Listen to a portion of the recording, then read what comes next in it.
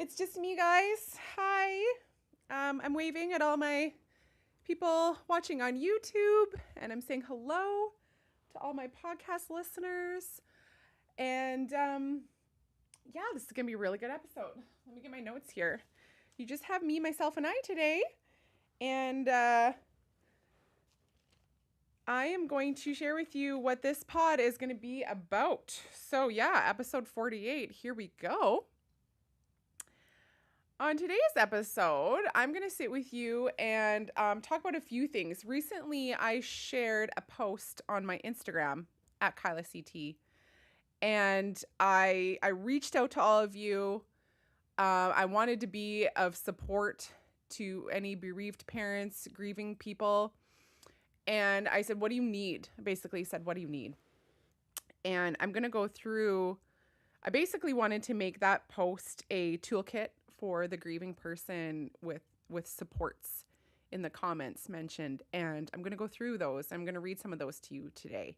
We have a really good list of helpful tools for our grieving toolkits I'm going to share with you from my Instagram followers. And I also am going to share with you some interesting facts and things I learned about my podcast. I'm going to share with you some interesting stuff and why I looked up this information from recent discouragement and fatigue. So I'm going to go over that. And then lastly, we're going to get into 10 comfort items for the grieving mom or anyone grieving the loss of a child or the loss of someone they loved. I hope this helps because it was another part that I asked everybody on my socials, like, what do you need? And this was one of the top replies was, what are ideas for comfort items? What can help bring comfort to me if I'm grieving a loved one? And so I'm going to share mine with you today in this episode. So welcome to the Brave Cave. Welcome to Beyond Brave with KylaCT. If you've never been here before, let's get into it.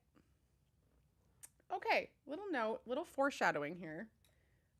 If you're watching on YouTube, on my YouTube channel, I'm holding a really cute mug right now. This was one of Bella's favorite mugs. It's got a picture of a llama with sunglasses and rainbows, and it's really cute. And little foreshadowing into one of my grieving mama comfort care items.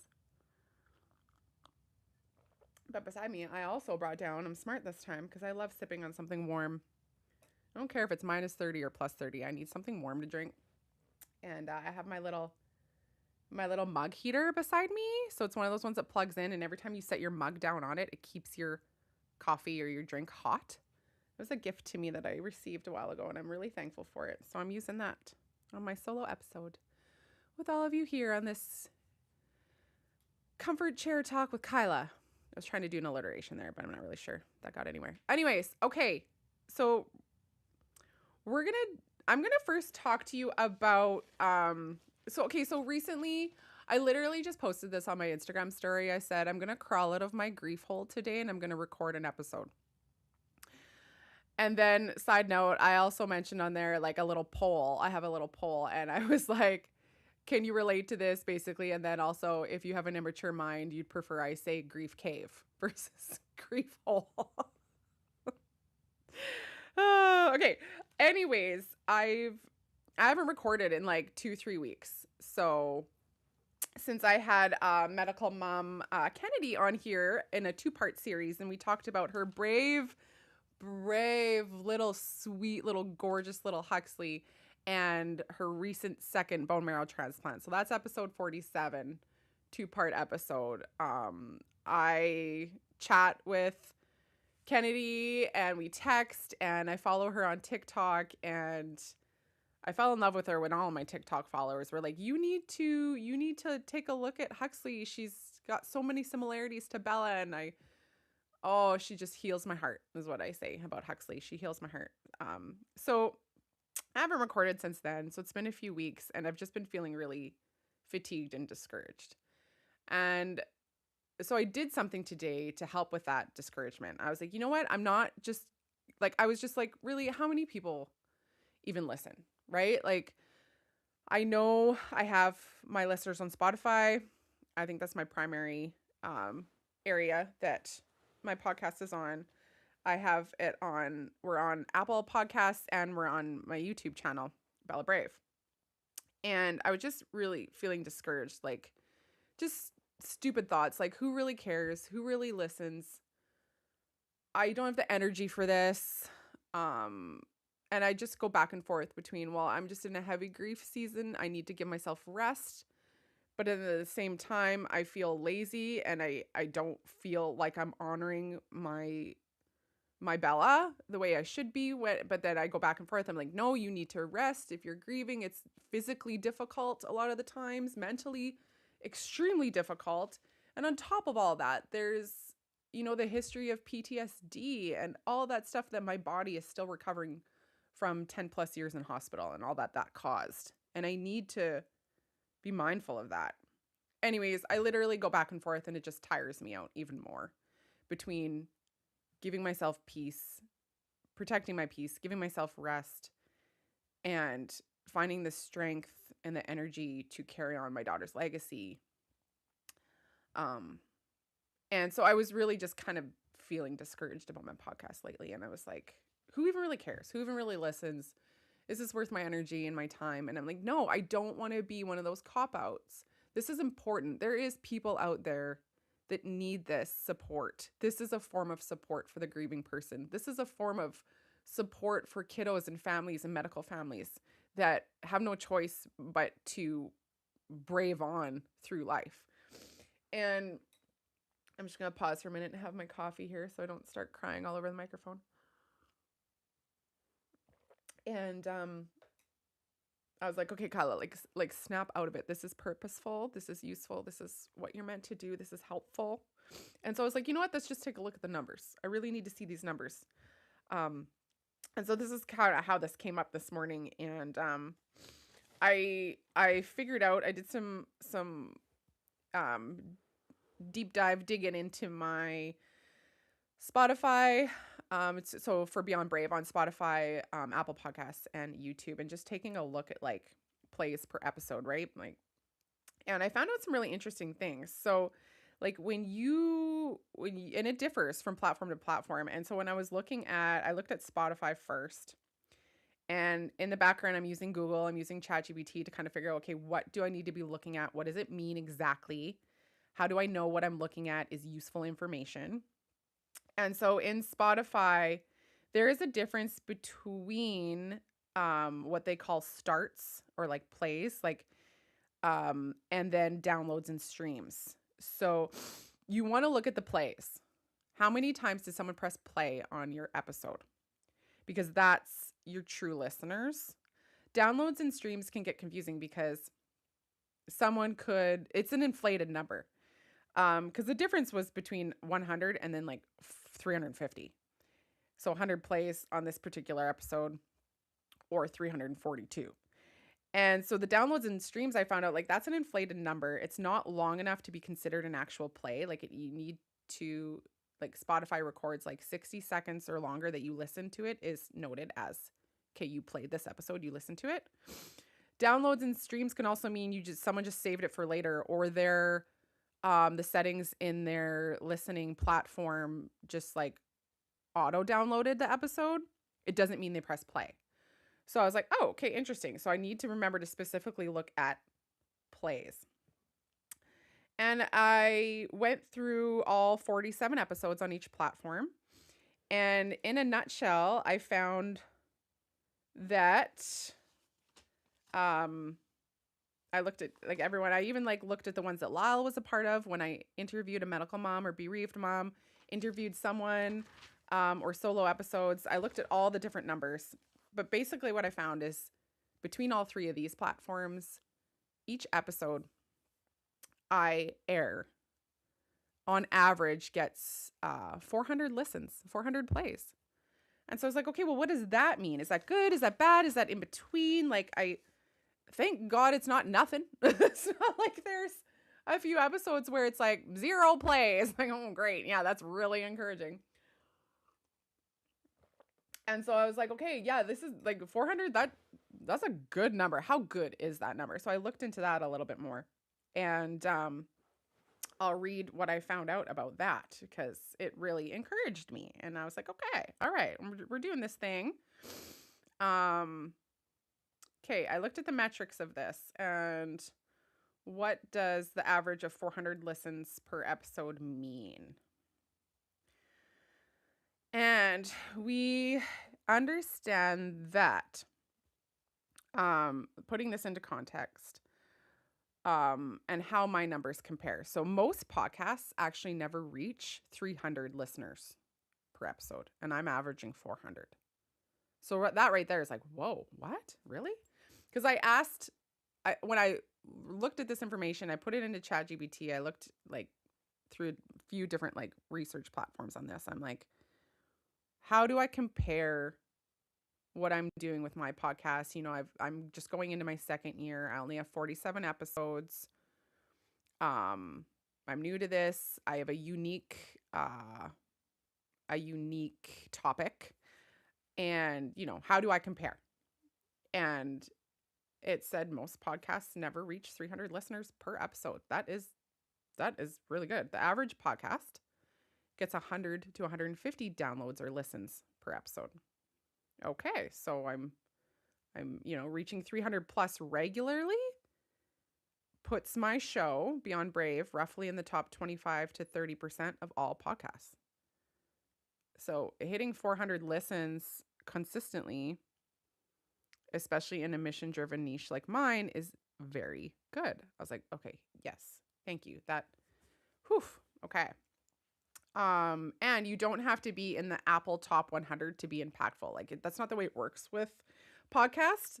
I have real listeners who choose, like these are the people pressing play are choosing to be here. I matter to them. And this is a big number. It's not a passive number. So, what else did it say? I'm, just other encouraging things. I'm consistently reaching hundreds of people with honesty, hope, depth, and support. I'm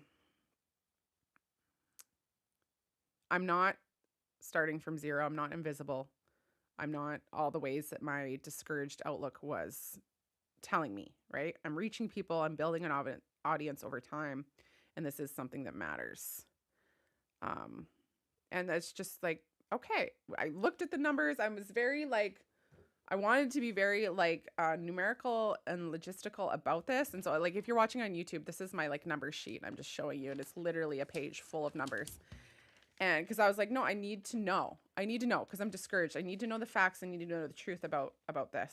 And it's kind of interesting. A couple of things I looked at when I was looking into this. I noted, okay, for looking at Spotify, for example, and I don't want to drone on about this because I want to get to like the real important things, grief support here, and I will. But I just found this interesting. I was even taking a look at, the episodes that I had Lyle on compared to the ones that I didn't. And it really isn't like when I did that poll that Lyle and I talked about the last time we recorded together, it was like literally 48%, 50% of people, enjoy Lyle versus like a solo pod. And it was really funny because I'm looking at all, like just on Spotify, for example, the episodes that I had Lyle. Because I keep thinking like, oh, nobody wants to listen unless Lyle's here.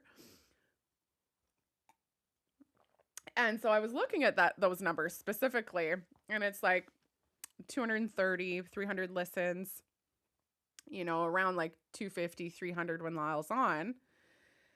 And then I looked at my last solo episode, which was episode 33, and I got 452 listens. So I got like 150 more listens for my solo episode than I did when Lyle's been on. I was like, oh, interesting. Okay. And I looked at, the episodes with the most listens, and on Spotify that was, of course, like the first one is always like, is like the largest, the one when we, had Ryan Reynolds on, which is episode 10. And I found another one that really got a lot of listens, and this was episode 31. It's also a 2-part episode.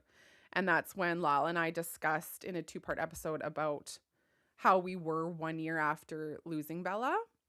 And that episode got close to 2,000 listens, like between the two. So the first got 1,058 and the second part got 800. I was like, wow, okay.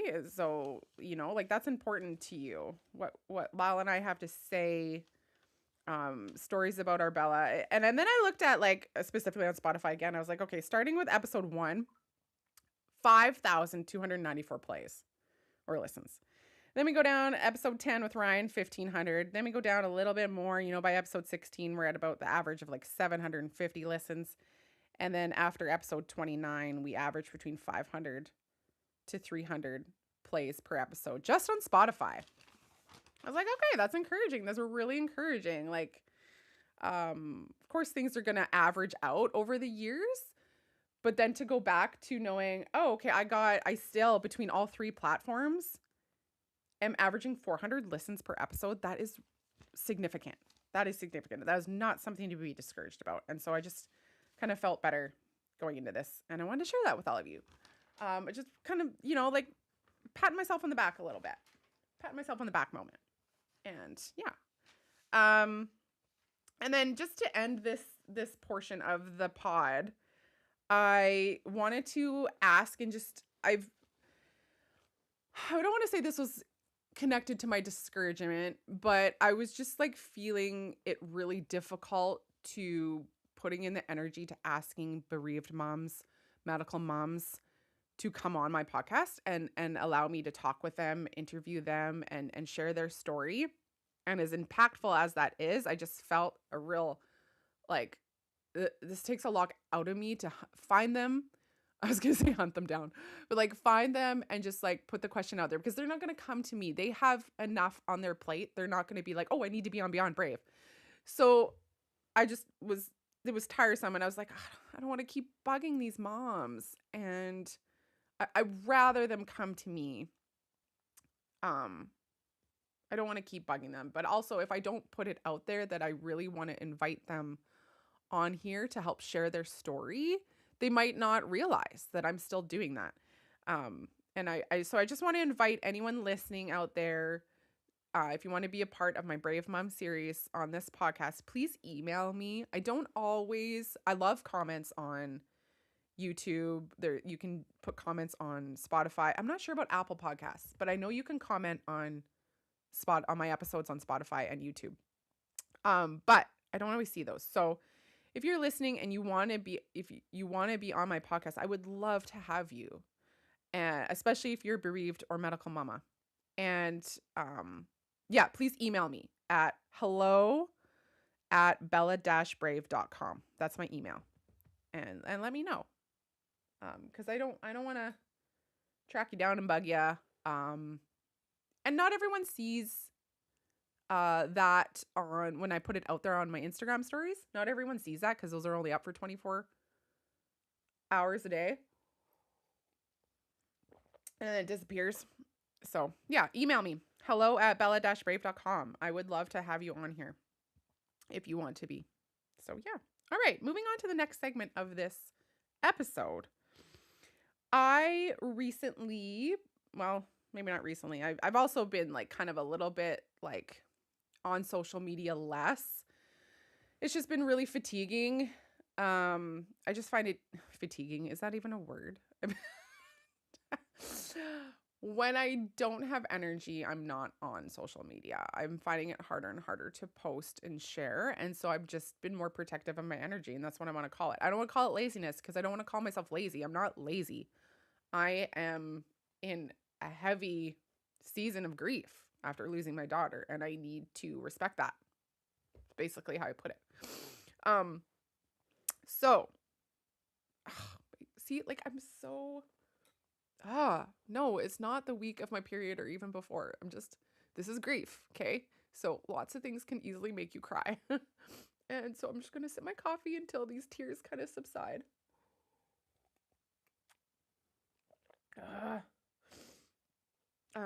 It's not that I don't want to cry. I need to let it out. It's just when I'm recording a podcast, I don't want to always have to pause for this.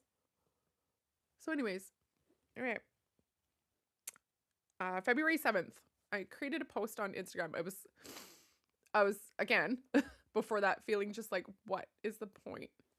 And for me, the point has always been helping other people, because that's how I find healing.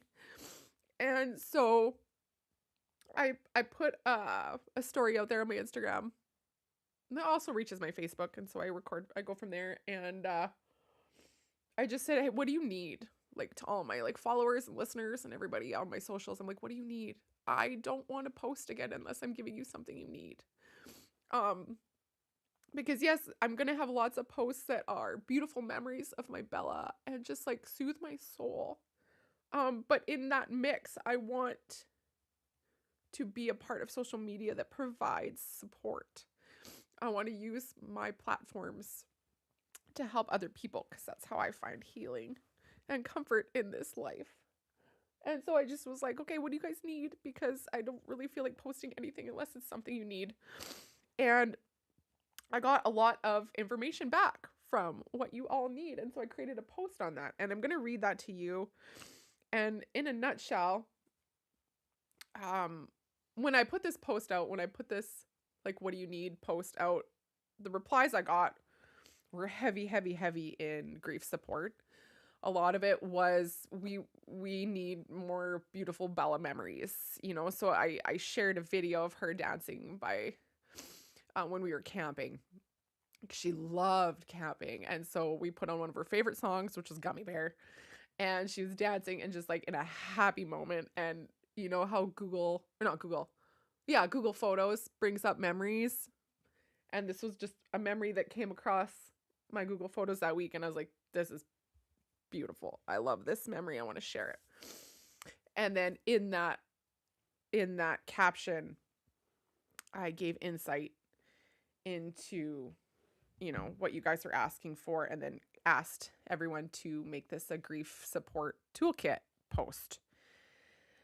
And so what I want to do here is, for those of you that may not have seen this, I want to read that to you and then share some helpful comments from all of you that were able to comment on it. So I'm going to read my post to you first, and just go over what I have to offer, what helps me, and then I'm going to get into some comments from my followers that were really helpful and supportive and good to think about. That tastes so good. All right. Okay, so here's what I wrote. I've been lying to you. I'm never good. When you ask, how are you? I lie. I say I'm good. I loathed that question long before I became a bereaved mom. As a medical mom, I actually asked strangers not to ask me that. I did. I would just pause for a minute there. I'll never forget. We were like year 5 in hospital with Bella. We were primarily at Alberta Children's. And I was going into this medical appointment, and just the poor receptionist, front desk lady, I don't know what you call it these days, was leading me back to the area where I was going to talk with my doctor. And she's like, how are you today? And I literally just looked at her and I'm like, don't ask me that. And I feel so bad, because looking back, that's so mean. Like, she doesn't know me. But I was so exhausted, and the trauma that had built up in those years in hospital with Bella was just at a breaking point for me, and I couldn't even handle that question. And so I literally told a stranger, don't ask me that. And I just feel really bad, but it was honesty in the moment. But I still feel that today. So I really hated that question. I asked strangers not to ask me that. I didn't have the words. I didn't have the energy to answer truthfully, and I still don't. I also know this message won't reach everyone I'll ever pass in the grocery store or the parking lot. I know how are you is a default, a social reflex, a kind intention. And I can't expect to never hear it again, because if no one ever asked, that would be heartbreaking too. That's the lonely balance of being a bereaved parent, a grieving person. We are grateful for the check-in, for the acknowledgement, and also please know we are lying. We are not good, ever. Today I opened my camera roll and I found a video I've never shared. Bella camping at Cypress Hills, pain-free and outside of hospital walls, outside of survival mode. Watching this brings my heart peace. So many of you requested a Bella memory and a grief support. I found when the painful flashbacks pull me under in the heaviest grief, I can drown them out by physically watching memories of who she was when she felt her best. Videos of my Bella feel good, laughing, dancing, camping, and doing what she loved away from machines. These moments don't erase the pain, but they give my nervous system somewhere safe to land. For those wondering what to say, a simple comment like hi, or I'm thinking of you, or even just a smile in passing means so much. Small, genuine gestures in passing carry more than you may ever know. This video is a memory, and this caption is a quiet request, and both are part of how I survive. Let's build a grief toolkit in the comments. Share words that help or hurt if you're grieving, or questions if you're supporting someone. It's okay not to know what to say. Let this be a post to return to for guidance and comfort. And so in that, I found so much love and support from all of you that were able to comment on this post. And I don't know if I can get through all 700 comments, but I'm going to try and find some that really stood out to me as I scroll here. One person had said, grief isn't linear. Know that you are seen, mama, and we're holding your hands in support. I know you probably hear this all the time and it doesn't help bring her back, but your daughter helped me out a very dark time. Her videos truly saved my life. She reminded me to be positive and grateful every day. Oh, that means so much. Just rereading it again, it means a lot. Hearing that. Hearing what Bella meant to this person. My gosh. Guys. My Kleenex is too far away to reach. I'm using my sleeve. Someone said, I don't care for people telling me they are in a better place and lived a good life. I know they mean well, but I'd rather they be here and living longer. Agreed. Just something not to say. Don't say they're in a better place.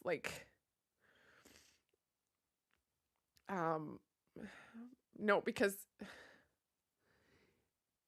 even if you know and believe they're in heaven, they're still not here with you physically to hold and be with. So it's just hard to hear that. What else do we got here? Let me see. Bella brings me joy when I see her videos and when her videos show up on my feed. Things like that encourage me to continue to share her light and love through my socials. This one's a long post here, but it says, I'll try and summarize. I won't lie here. I wouldn't be clever enough to come up with alternatives to say something other than how are you doing, but most likely I would simply say, hello, friend.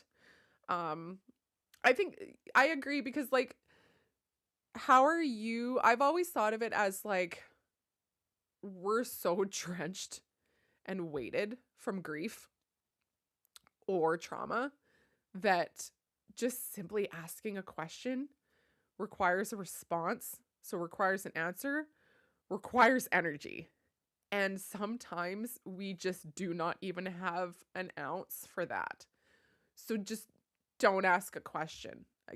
Sometimes when you're just so overwhelmed, you can't answer.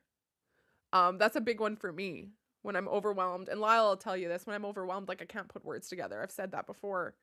And so questions are just... And then, of course, the question, how are you, when you know this person has lost someone is well, yeah, I'm going to lie to you. I'm not good. I'm never good. I lost my daughter. Our immediate thought is why are you even asking? Because now I have to lie to you and I have to use energy to lie to you. You know what I mean? So it's just that's where I'm at with that question. So yeah, just a hello or just something that's not a question is super helpful. But also sincerity, if you do ask how are you from someone, it seems like the people that get it are the ones that also have recently lost someone or have lost someone that they cared deeply for, a family member. And if they put their hand on your shoulder and they say, no, like, how are you? I care. Can I help? How can I help? Yes, those are questions that require more energy, but then you can see the sincerity in it. It's not just in passing. It's not just a default, and that matters. What else do we have in here? I hate wasting time to scroll, but I want to find some good ones for you guys. Someone said, we've had people very close to us actually say nothing at all, even on birthdays and anniversaries. I think it stems from fear of invading our privacy or saying the wrong thing. What I've always found helpful is for people to say, we will never stop speaking their name. If you're feeling up to it, I'd love to share one of my favorite memories of your child. But if this isn't a good moment for me to do so, that's okay too. That's amazing. If you were to say that to me, I would 100% say yes. Like, I'd be craving it. Like, yes, share a memory of Bella, of a memory you have with Bella or of Bella. I crave that. Yes, please. You are not invading my privacy. You are showing me that you've been here, you care, you understand our story, and that means the world. And then to go ahead and share a memory, 100% yes every time. And then by also saying, but if it isn't a good moment for this, that gives us an out, if we're not in the headspace in that moment. Such a good answer, a good comment to help. Please never say these words. You look better today. It feels like you're telling me I've forgotten my child. It slaps me in the face with guilt. I know it's well-intentioned, but meant to be encouraging, but it hurts. Yeah. What else do we have in here? I'm just trying to look for, there's just so many beautiful comments in here. Like, thank you for sharing this precious, sweet video of Bella. Such good memories. Let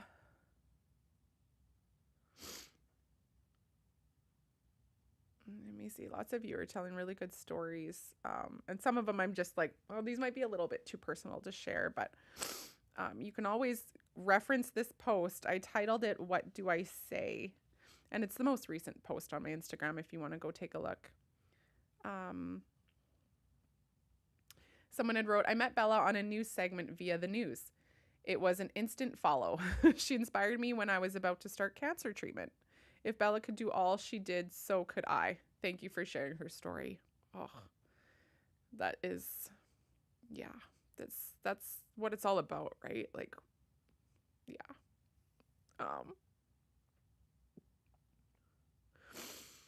My husband passed away in June of 2022. I dreaded every one of the how are you doing questions. I answered them.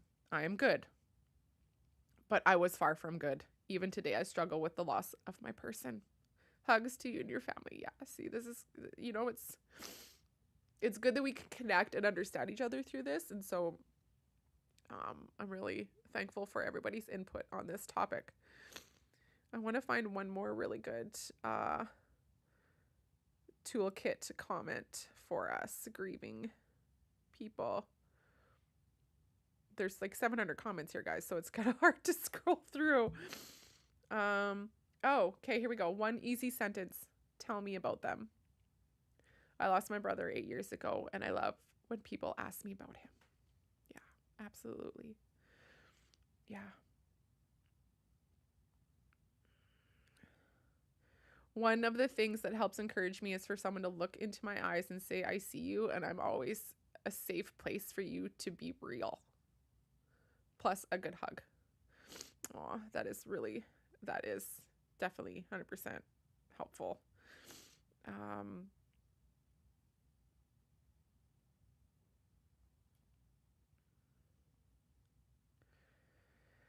Let's see if I can find a couple more in here. I think of her often. Is also very nice to say. Comments versus questions, of course, is always like maybe the better option. Speaking memories.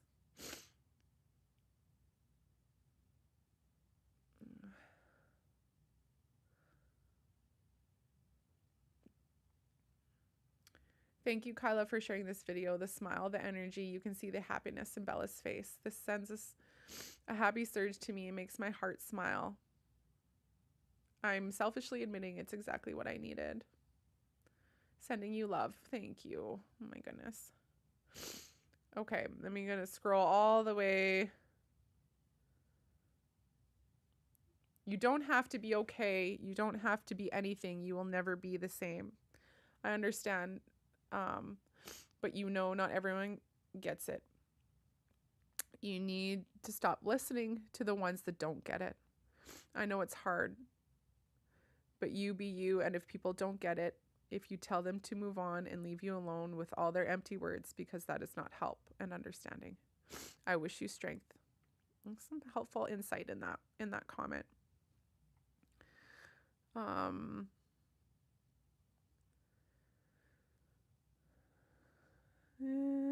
I think that's maybe where, okay, there's a couple more. I find that most people who say, "How are you?" don't really care. It's just an automatic thing people say. I never answer good. However, because I am not and never will be. I do say okay or all right, even though I am not those things either, but people really don't want to hear. I'm barely holding on. I would rather hear "nice to see you" than "how are you?" Yeah. Yeah. And maybe, since maybe we know we're not going to get away from the question, "How are you?" it would be helpful to maybe just give us grieving people a list of responses. Like, if you are good in that moment, just say good and move on, right?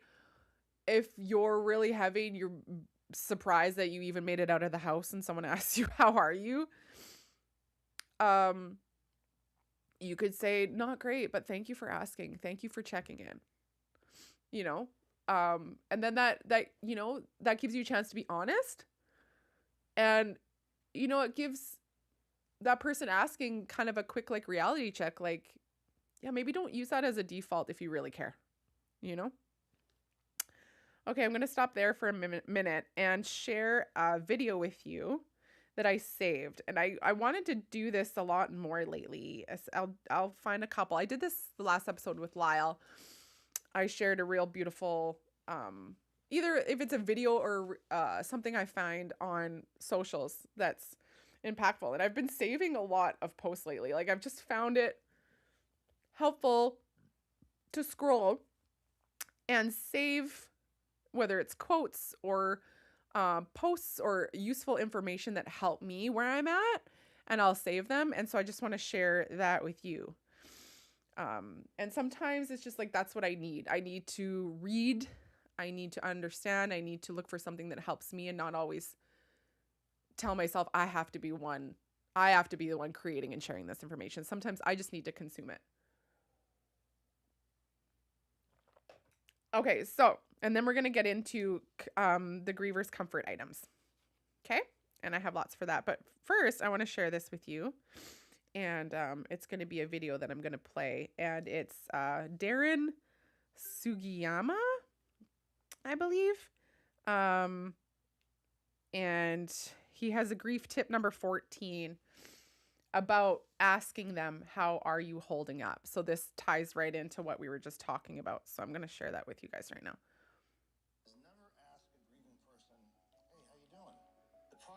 I'm just going to restart that. Never ask a grieving person, "Hey, how you doing?" The problem is that salutation is so common. When you say "How are you?" and you know that they're suffering, it's almost as if you're discounting their suffering because you're not acknowledging it. When people would ask me, "Hey, how are you?" my standard response is, "Good." But that was a lie. I was not doing good. I'm still not doing good. A better salutation is, "Hey, how are you holding up?" How are you holding up signifies you know they're going through a difficult time. Or you can say, "Hey, how are you managing today?" Because that is what a grieving person is going through. We are managing our life. Some days better than others, some days worse than others. It's just so right on point. And I had to save it because I was like, yeah, this is a really good of explaining exactly what I want to explain. We're not doing this life as a griever. We are managing it. And when people recognize that in their questions to us, it helps so much. So I just wanted to share that with you. Okay, we're moving on to the last segment of this pod, and I'm titling it 10 Comfort Items. So in that call out I mentioned earlier on my socials, when I was like, okay, like what do you need? A lot of you responded with 10 comfort items for, the grieving mama, or the grieving person, or the grieving parent. And I want to share with you what those were for me. And I brought some of them with me downstairs here in the grave, in the oh my gosh, in the brave cave, not the grave cave. No, we don't want to go there. That's a little dark. In the brave cave. I brought some of them with me. And as I noted earlier in the segment, a little foreshadowing with my mug, this comfort item is a comfort item for me because it's a mug that Bella and I, it was one of her favorite mugs in the cupboard, and we would have tea together or hot chocolate together. And so it's a comfort item to me. So I want to keep it. I want to use it. I want to cherish it. It brings comfort to me. The number one I noted was the necklace I'm wearing right now. And so this is a comfort item to me because Bella bought me this necklace at Claire's. And it says, love you. It says, Mom, love you to the moon and back. And then hers is the same. And it says daughter. So it's a mother and daughter friendship, mother and daughter necklace. And so she picked it out and she bought it, and she wanted to spend her money on that for us. And so it's also like a soothing stone, kind of like the heart curves, and it's like, like a rubbing stone where you can like rub. It's comforting to rub like your thumb in it. And I buried her in hers. And so we're connected that way. So it brings a lot of comfort to me to wear something that she got for me. Her bracelet. I have a few bracelets upstairs. Her favorites that she bought for herself. There was a pair. One, again, she's wearing one, and I have the other as a comfort item for me, and I wear it sometimes. It's got a little butterfly on it, and hers has a little moon. And of course, Rosie. This is stuffies, especially for a grieving parent. I got Rosie here, and she's her little pink bunny stuffy. And although Bella had lots of stuffies and she named them all, and like Larry, I think Waylon has Larry upstairs. Larry the Lynx was like one of her first. And then Charlotte, her kitty cat, and Aurora, her princess, all have been in surgery with her.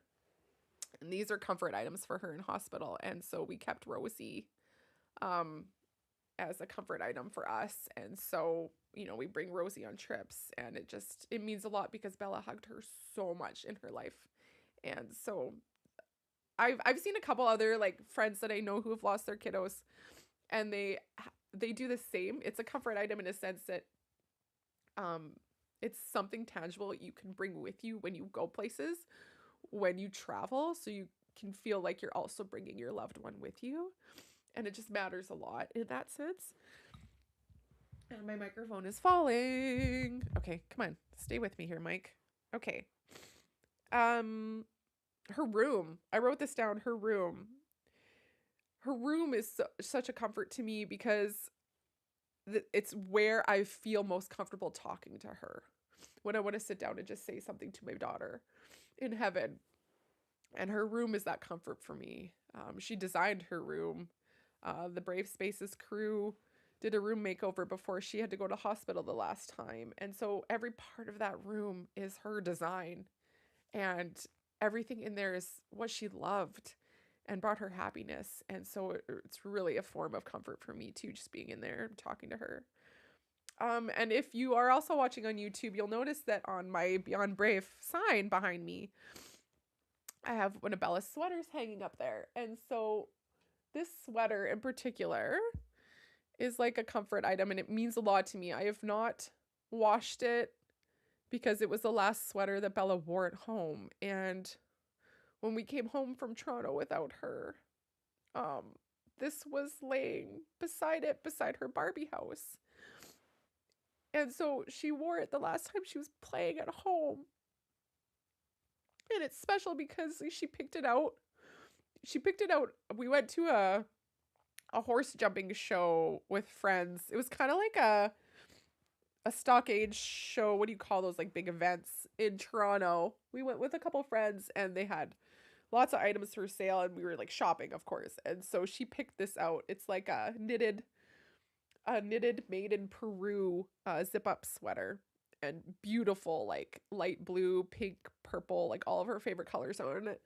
And the scene that is knitted into the handmade into this is like a llama and duckies and bunnies and a sunshine and rainbows on the hood and little cactuses. It's very sunshiny, bright, and beautiful. And she picked it out and she wanted it. And it's very much a comfort item for me because I haven't washed it. It was the last thing she wore when she was at home. And yeah. Okay. Crying on the mic again here. I'm just going to put that down. What else do I have in here? Her cats. I know recently, you'll know we talked about losing Roger. But literally her cats are like comfort to me because Roger was her kitty and Scotty's her kitty. And we still have Scotty, of course. And it just they matter so much. They're not an item. I can't say they're a comfort item, but it means a lot to have the pets that my daughter loved so much still with us, to have Scotty still here. And it'll be, regardless of her just being a pet, it's going to be freaking hard when we lose her, when Scotty dies, like, because that's Bella's kitty. Like, so yeah, they mean a lot in that sense. Oh my gosh, I'm just thinking, just a mess over here. Okay, her bracelets, I mentioned the one earlier that she wore a lot of, and it came in a pair that I would wear, and she's wearing one. But also there's a lot of bracelets that she made and a lot of other bracelets that she wore. And so Lyle and I have those in our car. I hang them from the mirror in a car, and so it's a way to have like that comfort item in our vehicle with us wherever we go. Okay. My nose is like running, so I needed to grab a Kleenex there. Sorry. So her bracelets in our vehicles, pictures in our wallets, on our fridge, in our cars, in our rooms. The coffee mug that I just mentioned, the one that we would have tea together in, like her favorite, her favorite mug that she used a lot of, is a common comfort item that I think would be helpful for a grieving mama. Blankets. Blankets are a big one. I have a couple here that I want to show you if you're watching on YouTube. This purple one, this little narwhal hoodie blanket. Bella loved, this is like her favorite. She loved it because the little narwhal would go on her head, and then it was like she would be like a little unicorn narwhal character, and it's purple, one of her favorite colors. She loved wrapping herself in this blanket. So like this was one of her favorites that she would use all the time. So big comfort for me. And Waylon, he uses blankets all the time. Also because he's not really into wearing pajamas. So he's kind of cold. This one that I'm going to show you was a gift. Let me see if I can get it on the camera. This was a gift, and of course, like, I hate that I can't remember exactly who gifted me with this blanket, but they took a picture they took a picture and I believe had this created from a picture that I posted online of my Bella, but it's a picture of her with her white kitty that passed away, Roger. And so just the two of them, and then it says heaven on it. So just the fact that both of them, and it says a hug from heaven on the blanket, a hug from heaven. And then if I hold it up here, hopefully you can see it. It's got a picture of Bella and Bella hugging and sort of like laying on her Roger. So here, I'll show you guys. There's Roger. Okay, I'm not doing a great job of showing you this. It's hard. It's a giant blanket. There's her kitty and Bella hugging her kitty, and this big blanket is and it's just like so thoughtful. Like, I love this. And I think they sent me a couple, so her grandma and grandpa have one too, and just to have this beautiful soft blanket with her picture on it is amazingly, it's a cherished comfort item for me. And so thank you. If you were the person who gifted this to us and you're listening, thank you. I know I have it written down somewhere, but I would have to try and dig that up and find that. I can't remember off the top of my head. Another comfort item, shoes by the door. I had a friend tell me she had a dream of Bella. And I've had a few friends tell me this, but this one was really sweet because she's like, in this dream, she was like, tell mom to put my shoes by the door. Like a way of saying like she's with me, she's with us here, there, everywhere, like leave my shoes by the door where everyone else's shoes are so I can come and go with you. And I was just like, oh my gosh, like, yes, I'm going to do that. And so as soon as I got home from her telling me that, I have a pair of Bella shoes sitting by the door. I also have like her little matching Nikes that we have. I got these ones down here in the Brave Cave. I have her boots up there that were another gift from a friend. Like, and then of course I have her runners that she wore quite a bit to school at our door. I have the books that she loved reading. She loved Babysitter's Club, like the whole series.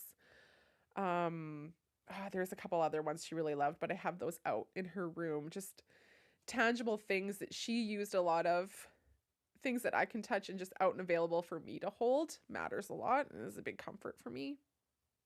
Her writing, her love notes. I have a little love note she gave me on Mother's Day. It was like a sticky note like that says like I love you mom, Bella, and it was like on a gift that she gave me for Mother's Day, and I kept that sticky note and it's out and on her desk in her room. Her messenger kids, I keep that up and running, not only so I can go through, like we would text on Messenger, so I have all those texts and those videos that she would send me.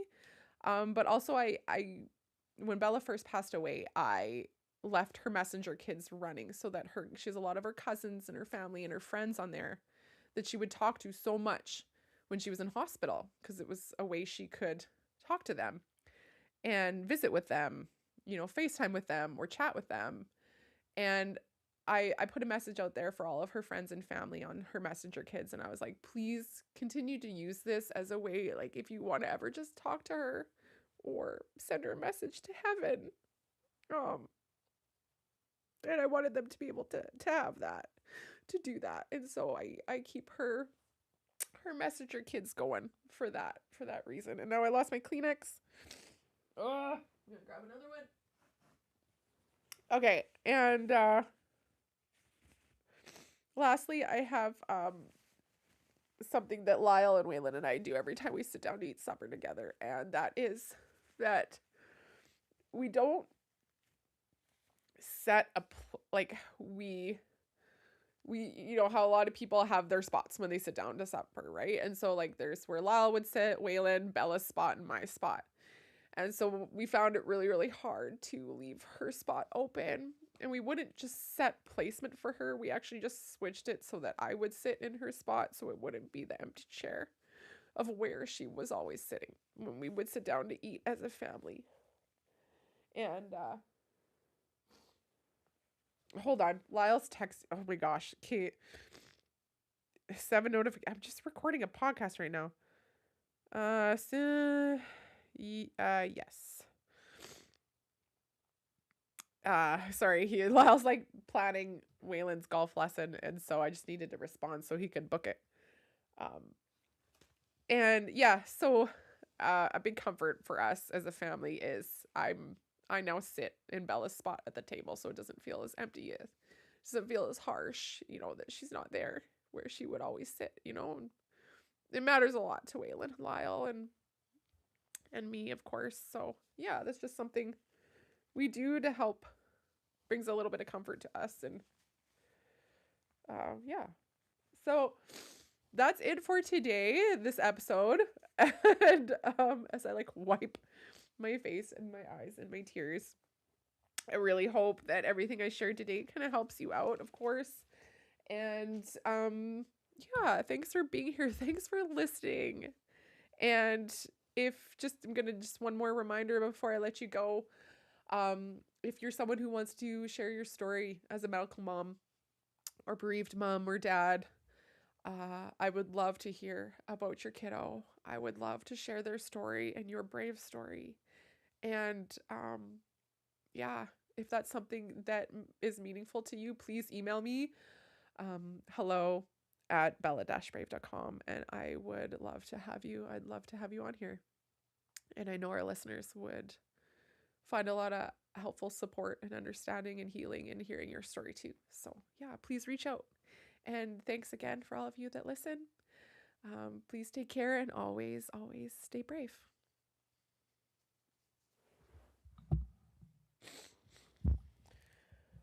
Okay. Let me figure out how to end this recording.